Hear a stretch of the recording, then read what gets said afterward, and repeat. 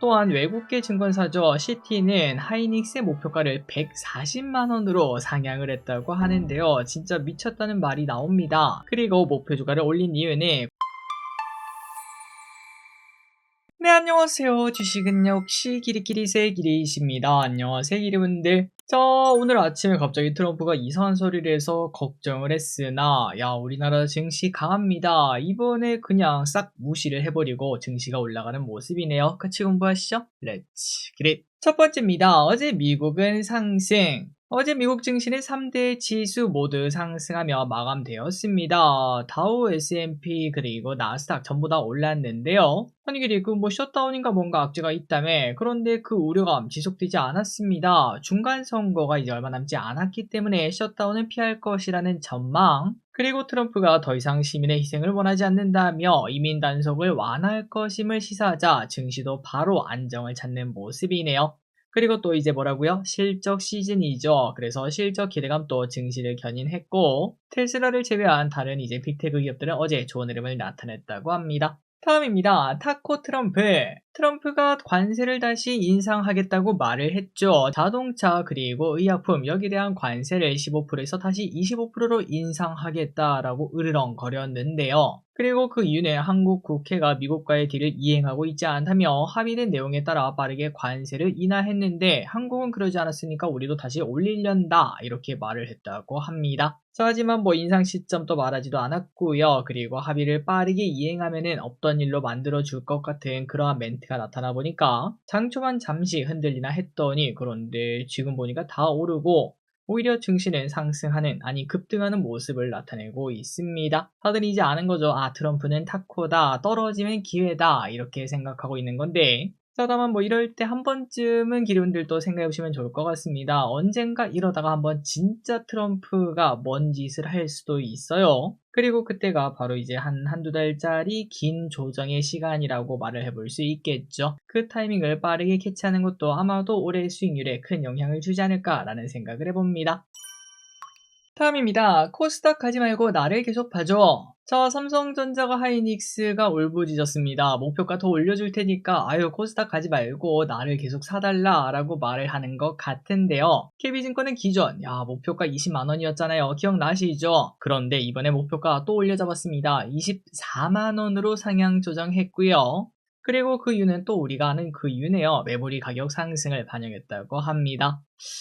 근데 뭐 개인적인 생각으로는 목표 주가가 이거 한 달에 두세 번 뭐 오르는 게 말이 되나 뭐 이런 생각이 들기도 하는데, 그만큼 반도체 사이클이 초초초 슈퍼 사이클이라는 뜻이겠죠. 또한 외국계 증권사죠. 시티는 하이닉스의 목표가를 140만원으로 상향을 했다고 하는데요. 진짜 미쳤다는 말이 나옵니다. 그리고 목표 주가를 올린 이유는 과거 메모리 시장은 범용 상품 중심이었으나 그런데 이제는 고객사의 요청에 맞춰서 만들어주는 상황으로 변경되었다고 합니다. 그 말인즉슨 하이닉스의 수익성이 어떻게 될까요? 당연히 더 좋아질 수밖에 없겠죠. 그러니까 그냥 반도체 너무너무 좋다고 하고, 목표가는 그냥 연일 올라가고 오늘 삼성전자 하이닉스 매우 좋은 흐름을 나타냈습니다. 코스피와 코스닥의 힘싸움이 아주 볼만하겠네요. 다음입니다. 개인 투자자 코스닥 레버리지 산매경. 지금 코스닥은 좀 기묘합니다. 오늘 악재가 나왔는데도 하락하는 거 한 1분도 안 됐어요. 그냥 쭉 올라가는 모습이 나타났고, 이 와중에 오늘 또 기관이 1조 넘게 1조 5천억이나 쓸어담는 걸 확인할 수 있습니다. 한익일에 그러면은 개인 투자자는 털리고 있나 이렇게도 말할 수 있는데요.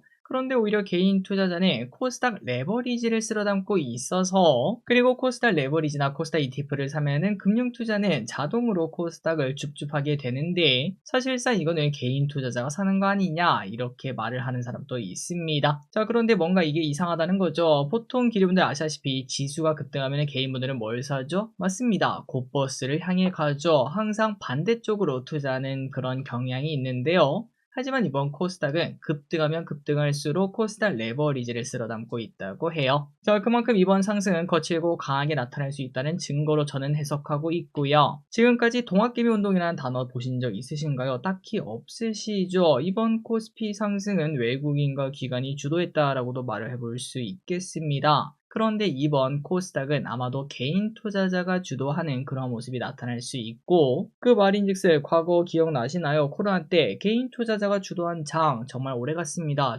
최소한 몇 개월 이상은 이제 주가가 더 올라가는 그런 모습을 나타낸 것처럼 이번 코스닥도 이제 여름 전까지 조금은 거칠게 나타날 수 있지 않을까라는 생각을 하고 있습니다. 여러분들은 어떻게 생각하시나요? 다음입니다. 부동산 말고 주식해라.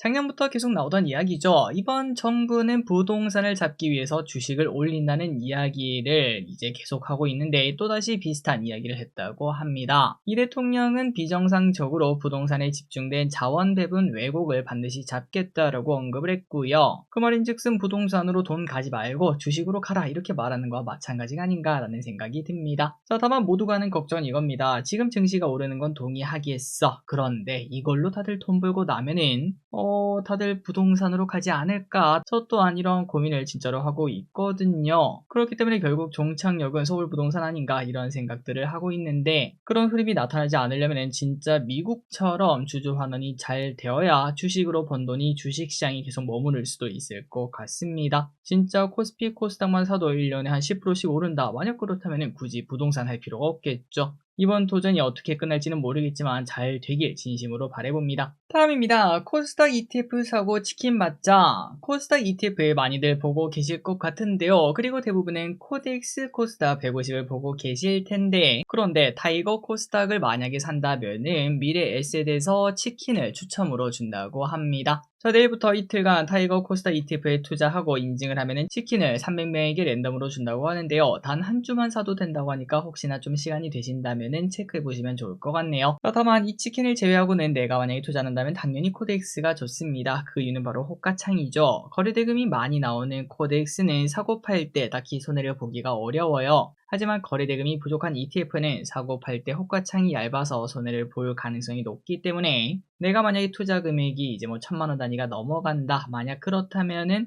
호가창이 두터운 걸 하는 게 당연히 유리할 것 같습니다. 자, 그래서 한번 예시를 보도록 하겠습니다. 왼쪽은 코덱스이고요. 그리고 오른쪽은 타이거인데요. 여기 보시면은 코덱스 같은 경우는 거래대금이 엄청나다 보니까 호가창이 다 꽉꽉 차 있거든요. 이 정도면은 정말 내가 엄청난 몇십억을 굴리지 않는 이상 큰 손해를 보긴 어려울 것 같습니다. 하지만 오른쪽에 보면은 호가창이 확실히 얇은 걸 확인할 수 있죠. 이러한 단점이 있기 때문에 이왕이면은 거래대금이 높은 거, 무조건 코덱스가 좋다는 게 아니라 만약에 나중에 봤는데 코덱스보다 타이거가 더 거래대금이 많다. 그렇다면 거래대금이 많은 타이거를 그때는 선택하시면 될 것 같습니다.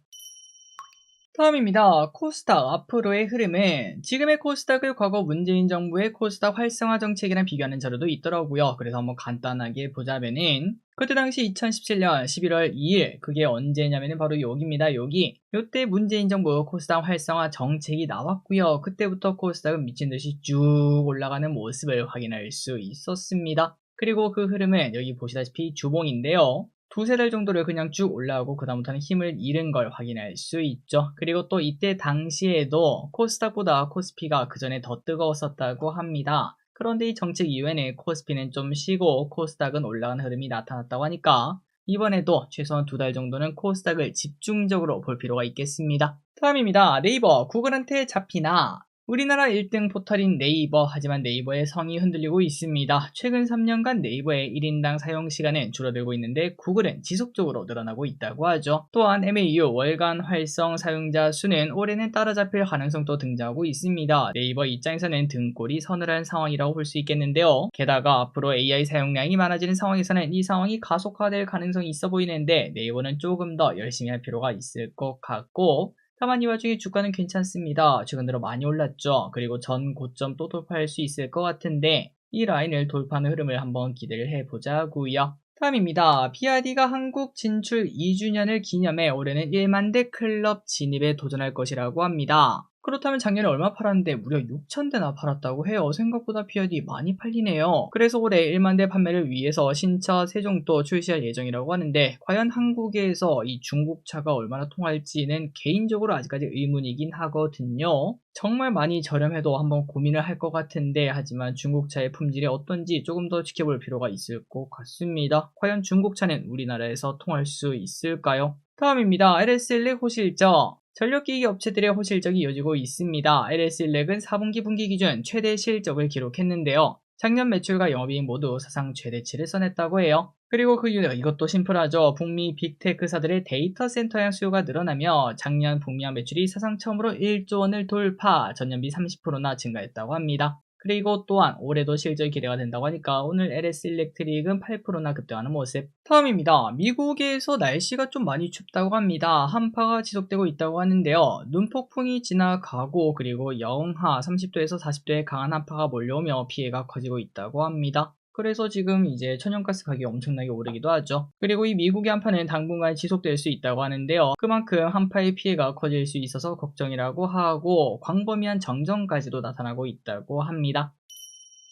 다음입니다. 게임주 소식을 보도록 하겠습니다. 게임사들의 신작이 곧 출시될 것으로 전망된다고 하는데요. 그러다 보니까 게임주 생각보다 최근 들어 주가 흐름이 좋아요. 자, 왼쪽에 보이는 펄어비스 급등했습니다. 3월에 붉은 사막을 출시할 예정으로 흥행 기대감이 나오고 있어요. 그리고 실적 시즌이 다가오면서 NC소프트도 주목받고 있는데요. 아이온2가 누적 매출 1천억을 돌파하면서 반등하고 있는 모습. 또한 크래프톤은 인도에 1조 원대 투자 소식도 나오더라고요.